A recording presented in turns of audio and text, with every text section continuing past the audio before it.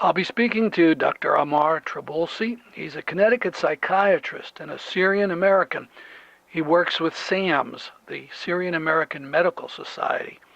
He manages the SAMS psychosocial program in Jordan that provides psychosocial services to Syrian refugees in Jordan. And he'll be speaking in Connecticut Saturday, January 7th, at a forum on Syria called Syria, We Want Action. Good evening. Good evening. I understand you're just back from Jordan, this after the Assad conquest of eastern Aleppo. Did the recent developments noticeably change things among the refugees in Jordan? Well, it's hard to say. I think it did kind of put a little more gloomy side to their life a little bit. A lot of them, as refugees, live under the hope that they will soon go back, and when things like that happens, that hope kind of fades. Mm-hmm. So I think in that sense, it's more reason for being depressed.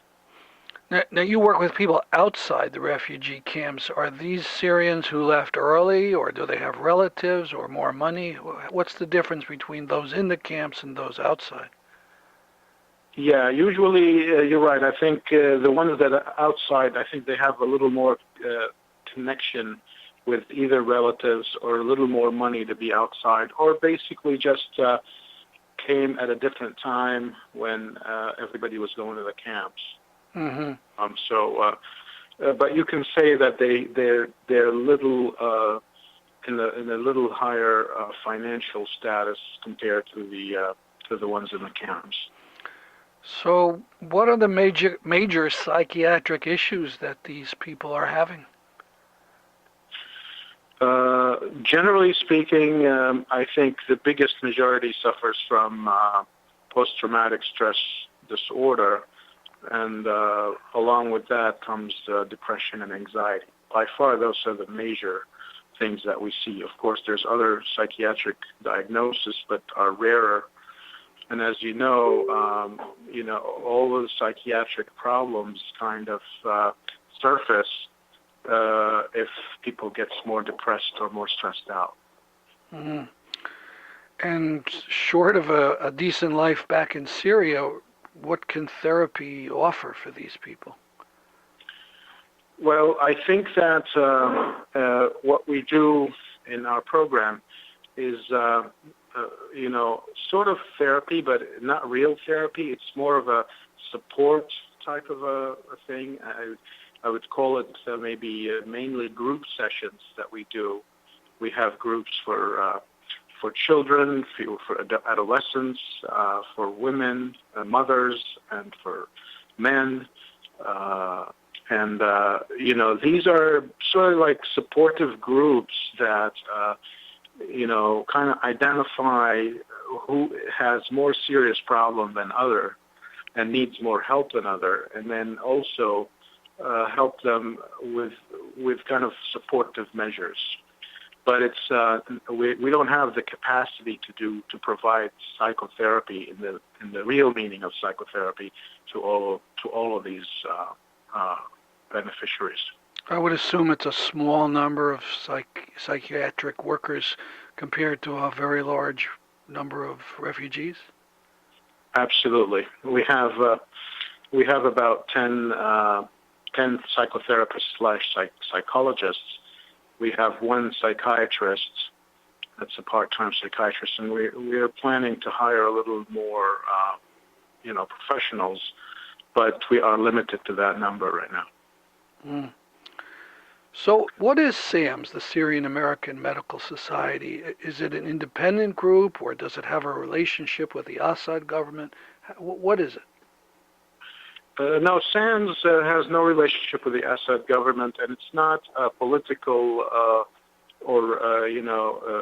it doesn't have political or religious affiliation. SAMS is started way back before the war in Syria, and it was a very small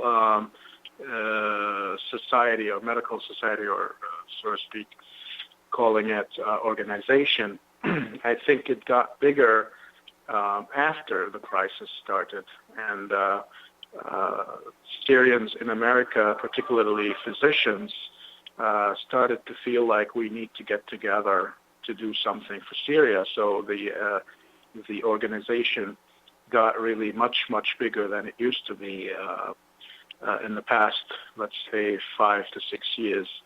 But it's an independent organization, mainly concerned with medical relief. Has no affiliation with any particular political group or religious group. Could you tell me something about yourself and how you became a psychiatrist, where you were educated? Yeah, I actually I grew up in Damascus. I was there until finishing my my senior year in high school, and then I decided to go to China. I did receive my beginning medical education in China. I lived in China for about 7 years. I was born in the United States. I didn't live in the United States too much after I was born. I used to go back and forth with my family, but after I finished China, or after I left China, I came back to the United States and continued my career. I